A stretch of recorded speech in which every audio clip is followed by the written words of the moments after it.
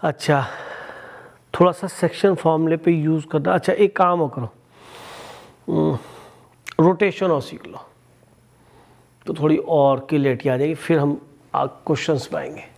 देखो बेटा, रोटेशन क्या है सुनो। अगर हम आपको ये रियल एक्सिस और इमेजिनरी एक्सिस ले लें बेटा, और यहाँ पे हम कोई एक वेक्टर लेते हैं Z1 Z2, ये पॉइंट लिए A और B, A पॉइंट का फिक्स और ये बेटा B पॉइंट का फिक्स, और यहाँ से कॉमन ले लिया इनका एक इनिशियल पॉइंट Z1 और ये Z3 ले लिया बेटा, ठीक है, ये हमने C ले लिया। आप ये बताइए, इतनी आपको समझ है, क्योंकि मैंने आपको रोटेशन सब पढ़ा, वो आर्ग्यूमेंट पढ़ाया है, तो आपको इतनी समझ होनी चाहिए कि इस वेक्टर का जो आर्ग्यूमेंट है वो शायद ऐसे मेजर हुआ और डायरेक्शन के साथ मेजर हुआ। अगर ये वेक्टर मैं इसको ए बी वेक्टर कहता हूँ तब, और इसका क्या मेजर होगा बेटा, ये वाला मेजर होगा, ठीक है नहीं, या फिर इसको उठा के यहाँ पे रख के दिखाओ भैया, तब तुम्हारा ये बन जाएगा, तो एंगल बिल्कुल सेम दिखेगा, क्योंकि ये जो वेक्टर क्या है, एक तरह से फिक्स है, और इसको उठा के मैं ऐसा कैसे रख दूँ सेम यहाँ पे, तो मुझे एक्चुअल में ओरिजिन से नजर आ जाएगा। लेकिन हम एंटी क्लॉकवाइज ले लेते हैं और एक्स एक्सिस की या रियल एक्सिस की पॉजिटिव डायरेक्शन से लेते हैं। तो आपको मेरे ख्याल में ये तो क्लियर है कि जो आपका वेक्टर आर्ग्यूमेंट ऑफ, अगर मैं आपसे पूछूं कि Z2 माइनस Z1, बताया था ना पहले, कौन सा पॉइंट लिखते हैं बेटा, या आर्ग्यूमेंट ऑफ यहाँ पे लिखो कौन सा वेक्टर बेटा, A B, है ना, तो फाइनल वाले पॉइंट से जहाँ पे एरो एंड होता है Z2 माइनस Z1 ऐसे लिखा जाता है, पता है आपको। और अगर मैं इसका आर्गूमेंट θ1 बोलता हूँ तो बिल्कुल ठीक लिखा नहीं बेटा मैंने, वेक्टर ए बी लिखा या ये लिखा, बात तो एक है, ये बात समझ में आती है। देखो एक चीज़ बता रहा हूँ, सब कुछ इस पे मॉडुलस, आर्गूमेंट, रोटेशन, तीन चीज़ है मेन कॉम्प्लेक्स सम में। अगर ये हमें क्लियरिटी हो गई तो समझ लो कि हम कॉम्प्लेक्स सम में सारे क्वेश्चंस को धो देंगे। लिखने का तरीका सबसे इंपॉर्टेंट अब आने वाला है। अब अगर आपको कोई दिक्कत है तो बिल्कुल पूछना, कहीं भी हेजिटेट करने की जरूरत नहीं है, बिल्कुल एक ही बात पूछना, क्योंकि अगर ये निकल गया हाथ से तो समझ लो कॉम्प्लेक्स निकल गया हाथ से, पूरा कॉम्प्लेक्स नंबर गया। अच्छा सोचो जी, इसके बाद मैंने कहा कि भाई कोई ए सी वैक्टर है, तो argument of A C vector क्या होगा बेटा, शायद ये θ2 ले लेते, कोई दिक्कत। और अगर मैं इसे ये बिना देखे ये भी ना लिखूँ ऊपर, तो मैं कहूँ आर्ग्यूमेंट ऑफ क्या वेक्टर लिखूँगा, Z3 माइनस, बोलो Z3 माइनस Z1 इक्वल θ2, बात ठीक है नहीं। तो अब आप मुझे बताइए कि आपका ये एंगल कितना बनेगा भाई, फिगर क्या नजर आ रहा है, ये एंगल क्या नजर आ रहा है बेटा, मेरे ख्याल में Z2 माइनस Z1 नजर आ रहा है, एक्सटीरियर एंगल है। तो Z2 माइनस Z1 जो एंगल है विच इज थीटा, तो ये बनेगा एक तरीके से बेटा θ2 क्या है बेटा, argument of Z3 minus Z1, और θ1 क्या है बेटा, argument of Z2 minus Z1। और अगर मैं इसको आर्गुमेंट की प्रॉपर्टी जस्ट लाइक लॉग काम करती है, तो log m minus log n याद आ गया होगा आपको, Z3 minus Z1 upon Z2 minus Z1, that is theta. कि सर ये लर्न करने वाली चीज हुई। अगर हम एंटी क्लॉकवाइज डायरेक्शन ऐसे जाती है, क्योंकि सारे एंगल एंटी क्लॉकवाइज मेजर किए थे, मैंने देखा होगा आपने, वो भी अपने उसी डायरेक्शन में आएगा, ठीक है, पॉजिटिव डायरेक्शन। तो ये देखिए कि थीटा कैसे निकलता है, यानी दो वेक्टर्स के बीच में एंगल कैसे निकलता है। और जबकि ये भी याद रहे कि हमारे वेक्टर्स की डायरेक्शन डाइवर्जेंट थी, और दूसरा हम इस तरह से एंगल निकाल लेते थे कि ये हमारा वेक्टर एंटी क्लॉकवाइज था, तो ये थीटा क्या था, पॉजिटिव था। और अगर ऐसे मेजर करेंगे तो क्या हो जाएगा, नेगेटिव एंगल हो जाएगा, क्योंकि ये तो मैथमेटिक्स की बात है। ऐसे वाले एंगल जो होते हैं एंटी क्लॉकवाइज पॉजिटिव मेजर होते हैं, ये वाले नेगेटिव मेजर होते हैं। तो मुझे इस बात से डर नहीं लगता, मैं तो सीधा कहता हूँ कि थीटा कैसे निकलेगा, कि सर जहाँ जाके चौंस टकराएगी, ये मेरा फाइनल वेक्टर है, तो Z3 minus Z1 upon Z2 minus Z1, initial vector इधर आ जाएगा, यानी हम इनिशियल से फाइनल की तरफ भग रहे। तो ऐसे मैं एक एंगल पहचानूंगा। अब कहेगा सर ये तो कुछ देखा हुआ सा पहले भी लग रहा है, जब आपने यहाँ पे ऐसे लिखा था किसी बिल्कुल शुरुआत फर्स्ट डे जब आपने कॉम्प्लेक्स में पढ़ा, तो आपने ऐसे जेड लिखा था, थीटा लिखा था, लिखा है, याद है नहीं, क्या आपने इसे ओए वेक्टर नहीं बोला था, ओए वेक्टर है ना। और इसका आर्ग्यूमेंट क्या बोला था आपने, आर्ग्यूमेंट ऑफ जेड क्या बोला था बताओ, थीटा ही बोला था, जेड माइनस जीरो, बिल्कुल ठीक है, जेड माइनस जीरो लिखे, बहुत बढ़िया, इक्वल टू थीटा, यही बोला था आपने। तो कि सर ये तो बिल्कुल कुछ ऐसे ही लग रहा है, अगर ये थीटा आर्ग्यूमेंट ऑफ ये भी तो एक जेड ही है, अगर जेड थ्री में जेड वन सब्ट्रैक्ट होगा अपॉन जेड टू में जेड वन सब्ट्रैक्ट होगा, नेट ए प्लस आई में कन्वर्ट करेंगे तो ये भी एक जेड ही निकल के आएगा ना। कि सर इसका मतलब आप इससे और क्या लिख सकते हैं कि सर मैं इससे लिखता हूँ z equal to mod z e की पाई थीटा, या argument of z equal theta देखने से क्या हमें ये समझ में नहीं आती कि जेड तो कॉम्प्लेक्स नंबर है, या जेड माइनस जीरो एक वेक्टर है, अरे जेड माइनस जीरो है ना, जेड माइनस जीरो एक वेक्टर है जिसका रोटेशन एक्स एक्सिस से एंटी क्लॉकवाइज डायरेक्शन में प्लस थीटा है, अगर वो थीटा वैल्यू है तो हमने ऐसे सोचा पॉजिटिव मान लेते देखने के लिए। तो जेड को क्या मैं ऐसे लिखता हूँ मॉड जेड ई की पाई थीटा, ई की पाई थीटा क्या होता है यूलर फॉर्म से cos theta plus i sine theta, यही तो सिखाया था बेटा आपको, अरे यही तो ए प्लस आई बी है बेटा, भूल गए क्या, दिख रहा है क्या, इसी को लिखते थे बाद में, ये तो हमारा ए बनता था, ए कॉस थीटा को ए तो बोलते थे, और B mod Z cos theta को ए बोलते थे, यार मॉड जेड ये है तो मॉड जेड कॉस थीटा ये नहीं आएगा, और मॉड जेड साइन थीटा ये नहीं आएगा, तो ए प्लस आई भी ठीक तो लिखा है मैंने इसके बाद ये। तो मॉड जेड ई की पावर थीटा किसी भी कॉम्प्लेक्स नंबर को मैं ऐसे लिख सकते हैं यूलर फॉर्म में, या इसको मैं एक्सपोनेंशियल फॉर्म में बोल सकता हूँ मॉड जेड ई की पावर आई थीटा। तो मॉड जेड तो उसकी लेंथ को रिप्रेजेंट कर रहा है, और ई की पावर आई थीटा में थीटा जो है जो कि रियल है वो क्या बता रहा है, वो ये बता रहा है कि उसका रोटेशन कितना है एक्स एक्सिस से। तो इसका मीनिंग अगर मैं इसे ये मान के चलूँ कि कोई जेड था कैपिटल, तो इसका मतलब सर ये तो एक कॉम्प्लेक्स नंबर है जिसका रोटेशन थीटा एक्स एक्सिस से। तो कोई बच्चा ऐसे लिखता है z equal to mod z e की पावर थीटा, क्या गलत है इसी को। तो क्या मैं इसको ऐसे नहीं सकता कि z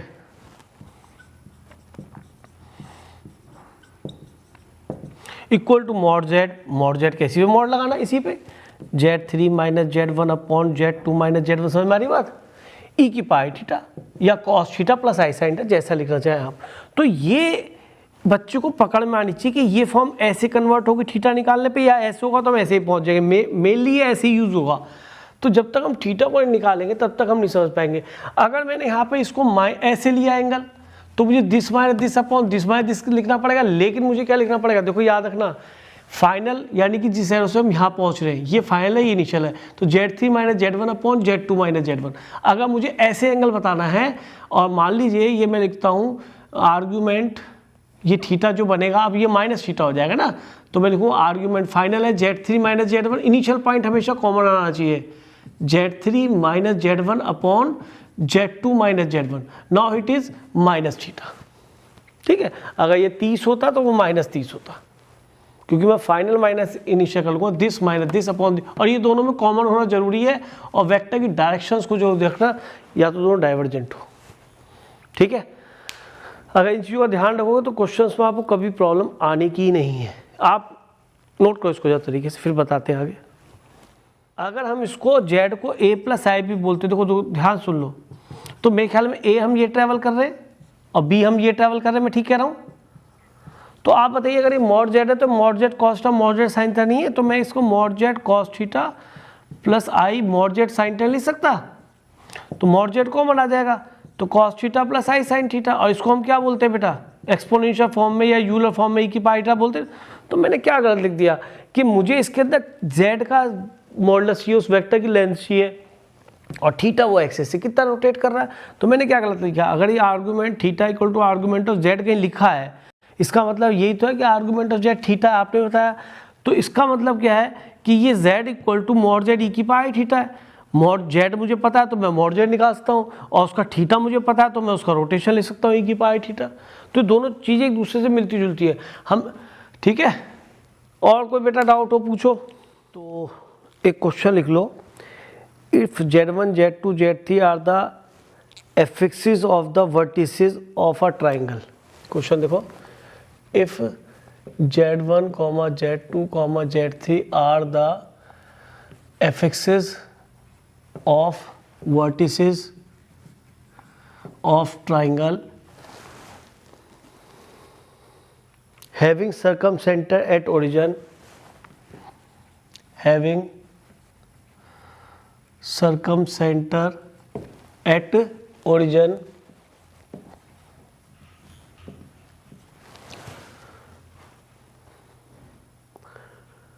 full stop. If Z is the affix of its orthocenter, if Z is the affix of its orthocentre then इसमें ऑप्शंस लिखे हैं बेटा। मैं सीधा आंसर लिख रहा हूँ Z1 plus Z2 plus Z3, Z1 plus Z2 plus Z3 equal to Z। इसका ये आंसर आप ये मान के चलें, ठीक है जी। अब हम यहाँ से आते हैं सॉल्यूशन।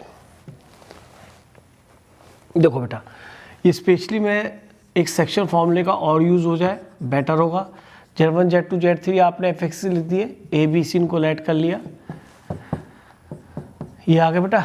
अब देखिए इसके अंदर दे रखा है वर्टिसेस हो गए हैविंग सर्कमसेंटर ऑर्टिजन। सर्कमसेंटर आपका ये रहा मान लीजिए, तो इसको मैं जैसे इसमें तीनों बातें हो रही है, ऑर्थोसेंटर की बात हो रही है और सर्कमसेंटर की बात हो रही है और कौन सा है सेंट्रॉइड, तो मैं अपनी तरफ से इंट्रोड्यूस कर सकता हूँ क्योंकि अगर तीनों वर्टिसेस मालूम होंगे तो Z1 plus Z2 plus Z3, तो यानी और ऑर्थोसेंटर और सर्कमसेंटर की बात हो तो अपना एक लाइन बना लो और CGO लिख लो।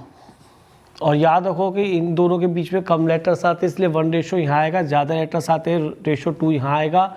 और ये सर्कमसेंटर है, ये सेंटर ऑफ ग्रेविटी G से रिप्रेजेंट होती है। यहाँ पे क्या आएगा बेटा सेंट्रॉइड आएगा और यहाँ पे क्या आएगा O से ऑर्थोसेंटर है। हमने ऐसे यहाँ पे लर्न करने के लिए बना रखा है, तो इसे Z दे रखा ऑर्थोसेंटर, ठीक है जी।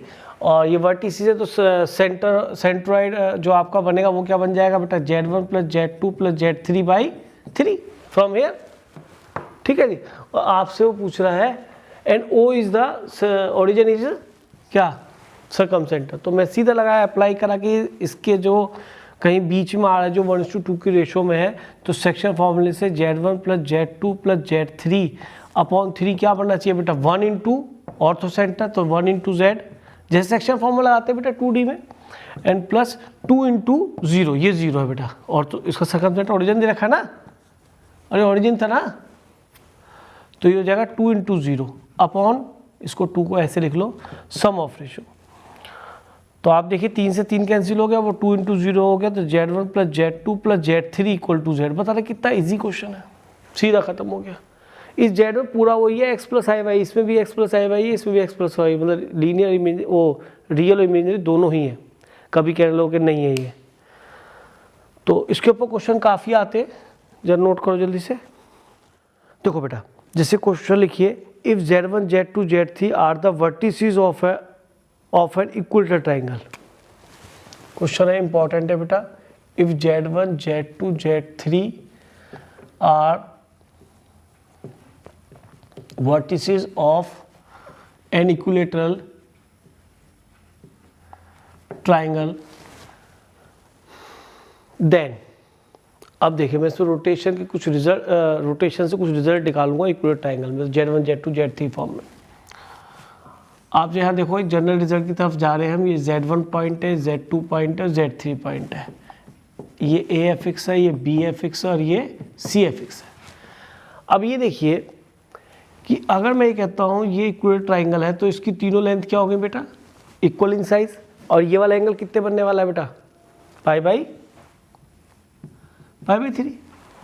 और अगर मैं इसमें रोटेशन यूज करना चाहूँ तो ये π/3 एंगल कैसे लिखा जाएगा बेटा, आर्गुमेंट ऑफ क्या लिखूँ बेटा फाइनल, ये वाला वेक्टर है तो ये वेक्टर ऐसे लिया मैंने ऐसे लिया। अब तुम कहोगे सर इसके डायरेक्शन तो नहीं कि सर इसकी डायरेक्शन दे नहीं रखी थी आपने ऐसे क्यों ले लिया, आपका जैसा मन करे वैसे लेना, जैसा मन करे वैसे लेना, गलती कभी नहीं होने की।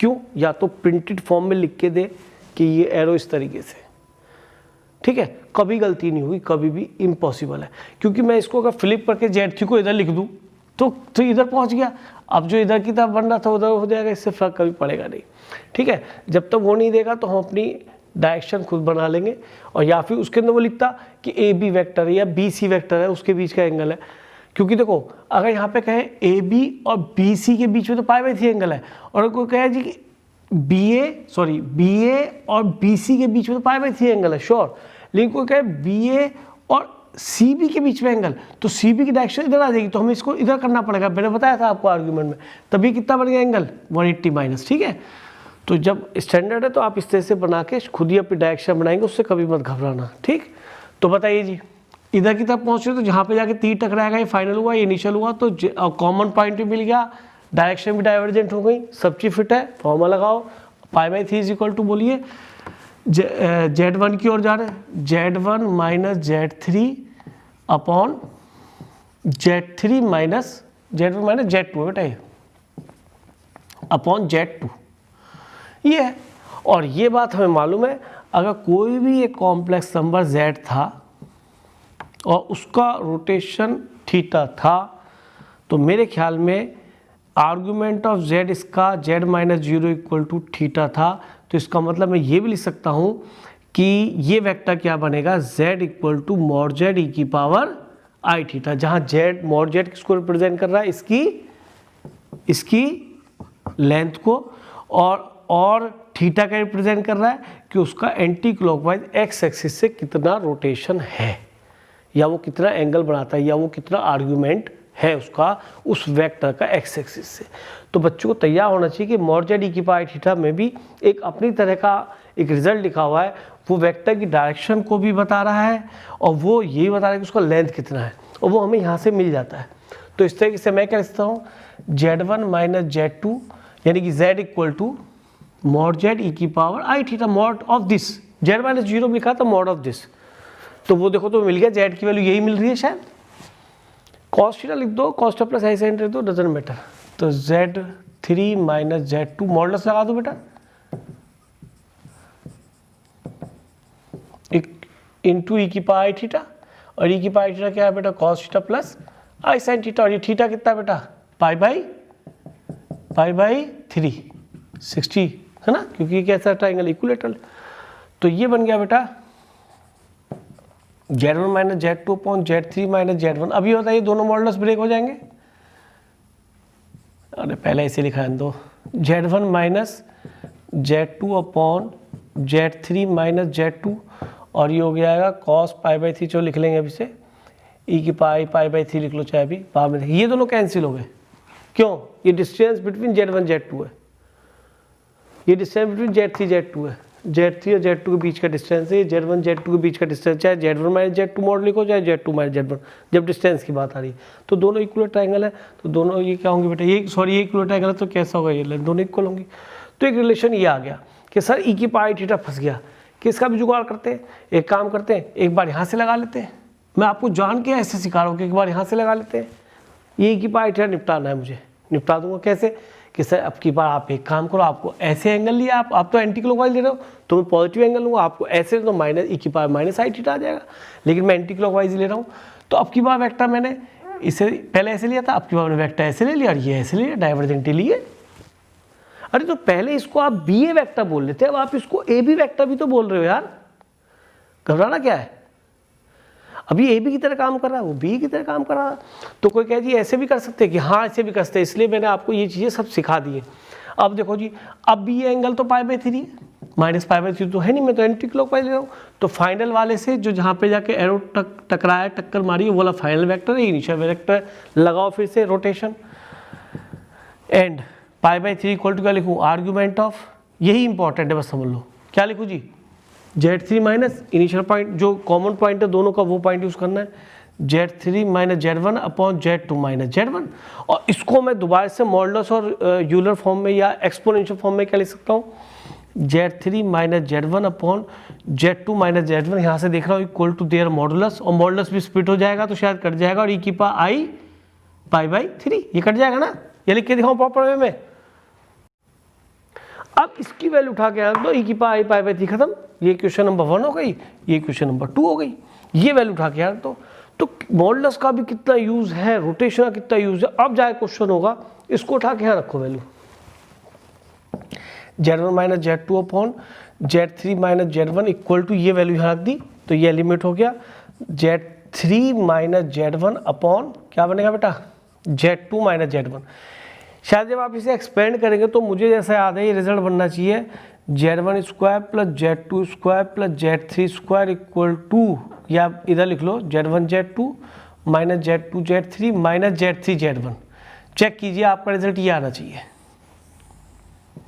और बहुत इंपॉर्टेंट रिजल्ट है, खूब यूज होता है। देखो जरा ये आया नहीं आया, ये बताओ आंसर ये बना। अच्छा जी, तो इसके 2-3 रिजल्ट बन जाते हैं, उनको देख लीजिए, मैं उनको लिख देता हूँ इसके बाद।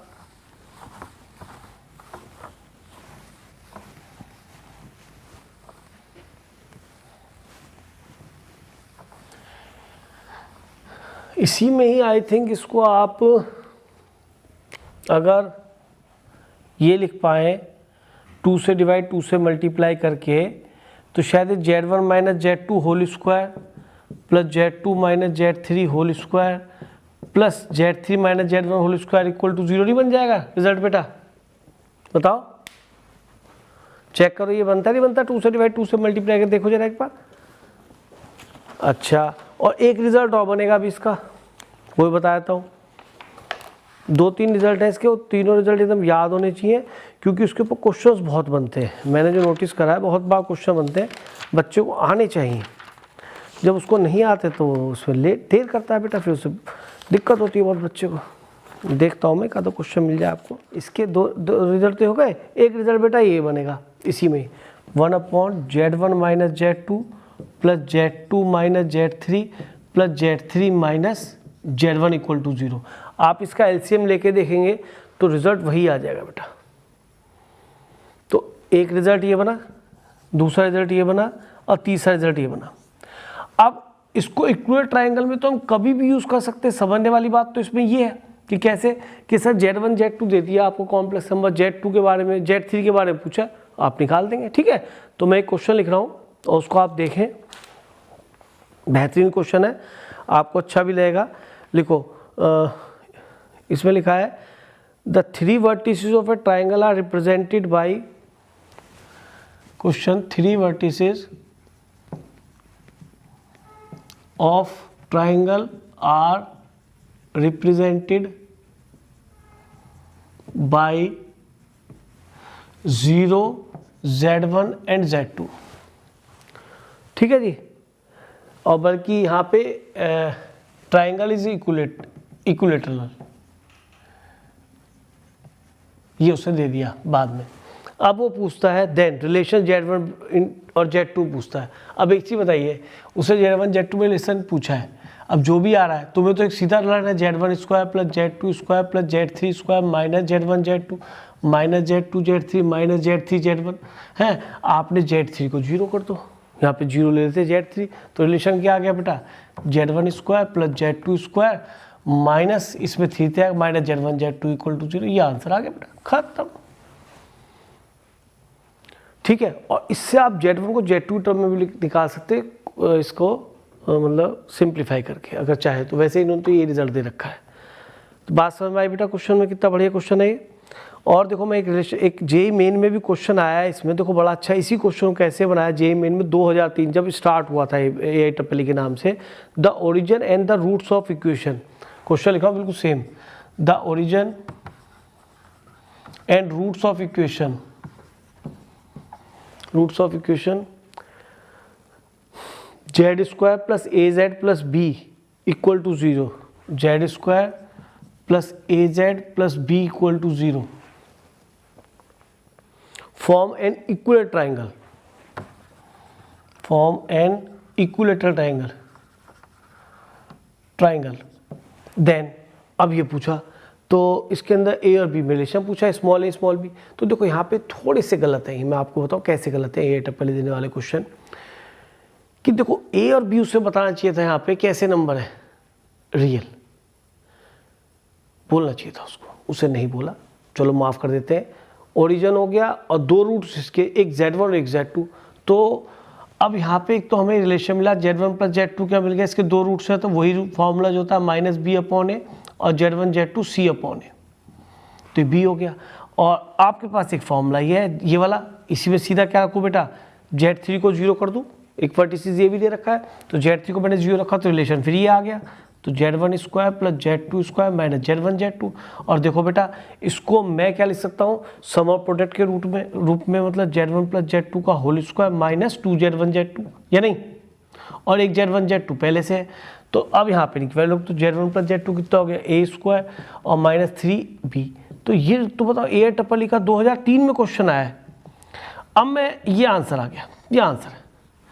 अब मैं यहाँ पे आपको एक बात बताता हूँ, हमारे बच्चों में एक बहुत बड़ी समस्या ये है कि हमारे स्टूडेंट पता है जैसे ही जेड में क्वेश्चन आएगी उसे देख के डरेगा, और जब एक्स वाई में आएगी सम ऑफ रूट और प्रोडक्ट रूट लगाने में उससे कोई दिक्कत नहीं है। अगर a x square plus b x plus c लिखा होता तो उससे दिक्कत नहीं होती, लेकिन ये लिखा है तो दिक्कत है। मुझे एक बात ईमानदारी से आप बताओ, अगर ये लिखा है 2x square minus X plus 1 equal to 0, आप इसका डिस्क्रिमिनेंट चेक करो क्या है बेटा, नेगेटिव है या नहीं है? श्योर नेगेटिव है। तो यार मुझे एक बात बताने की कोशिश करो कि इससे जो x की वैल्यू आएगी minus B plus B square minus 4ac कितना बना, अपॉन 2a। तो आप ये मुझे बताओ इतना डर काहे का है, 4 दूनी 8 माइनस 6 रूट 7, तो आई रूट 7 हो गया। क्या बेटा आपका एक रूट उसका कॉम्प्लेक्स नंबर नहीं आ रहा, एक उसका कंजुगेट भी है, कंजुगेट आ रहा नहीं आ रहा? कोई बच्चा कहे कि इसका सम ऑफ रूट क्या होगा कि सर माइनस बी अपॉन ए होगा, तब तो आपने सोचा नहीं, जबकि मेन रूट सारे थे, तब तो आप sum of root minus b upon a और product root c upon a लगा गए कि तब तो आपने सोचा नहीं सर ये मेन रूट्स थे, क्या इसमें सम ऑफ रूट और प्रोडक्ट रूट यही बनता है? और जब मैं डायरेक्ट लगाता हूँ तो आपको दिक्कत है, अरे मैं इसे जेड लिख दूँ तभी मजा आएगा क्या? लो अब ठीक है, नहीं जो अब डर लग रहा है। तो याद रखना किसी भी इक्वेशन के रूट्स इमेजिनरी भी आ सकते हैं, जरूरी नहीं कि वो जेड में इक्वेशन लिखिए, जेड या एक्स कुछ भी लिखिए, क्योंकि मैंने आपको सिखाया था जो कॉम्प्लेक्स नंबर का सबसेट होता है रियल नंबर, तो इसमें तो कॉम्प्लेक्स नंबर भी रूट्स आ रहे हैं। याद रखना जब तक इक्वेशन के कोफिशिएंट्स रियल हैं, समझ गए, जो भी वेरिएबल है, अब इसमें एक्स इमेजिनरी दे रहा, दोनों वैल्यू देगा ही, कंजुगेट पेयर देगा, तो जब तक किसी पॉलिनोमियल के कोफिशिएंट्स अगर रियल नंबर हैं तो सारे फॉर्मूले चाहे वो रूट्स उसके रियल मिले चाहे इमेजिनरी मिले, sum of root product root root theory of equation वाले सारे फॉर्मूले एप्लीकेबल होते हैं, जो कि आपको डर लगता है लगाते वक्त, शायद अब कम डर लग रहा होगा इस क्वेश्चन से, लेकिन ये बात उसे कहनी नहीं चाहिए थी कि ये ए और बी रियल है। अगर ये ए और बी इसमें से इमेजिनरी हो गया तो कहानी गई गड्ढे में, फिर मामला बिगड़ जाएगा, ठीक है ना? फिर आप ये नहीं कह सकते अगर एक रूट 2 प्लस 3i है तो दूसरा रूट 2 माइनस 3i होगा, फॉर्मूला तो अभी सीधे अच्छा रहेगा, सम और प्रोडक्ट अभी भी ठीक यही लगेंगे, लेकिन ये कहना कि जो है एक रूट एक दूसरे कंजुगेट पे हो जाए 2 प्लस 3i तो दूसरा 2 माइनस 3i, तब तक ही वैलिड है जब तक कोफिशिएंट्स क्या होंगे उसके रियल होंगे, चाहे वो एक्स में क्वेश्चन लिखी चाहे जेड में, इससे फर्क पड़ता है यार, रूट्स तो तब भी मेजर आते हैं जब वो एक्स में लिखी होती है। बात समझ में आई? अब तो कोई डर नहीं है। तो जो बात मैंने यहाँ बोली थी कि ए और बी रियल होनी चाहिए, बात समझ में आती है आपको? तो चाहे वो जेड लिखा चाहे वो एक्स लिखा, ये बहुत ही इंपॉर्टेंट बात है जो मैंने आपको बोली। और देखो मैंने इस फॉर्मूले को जो प्रूव कराया इसको मैंने 2 जगह क्वेश्चन में यूज कर दिया, ये तो तुम्हारी बुक से पहले से लिखा है, ये अपनी ने क्वेश्चन बना के दे दिया इसके ऊपर, ठीक है जी। रब कर दे बेटा इसको।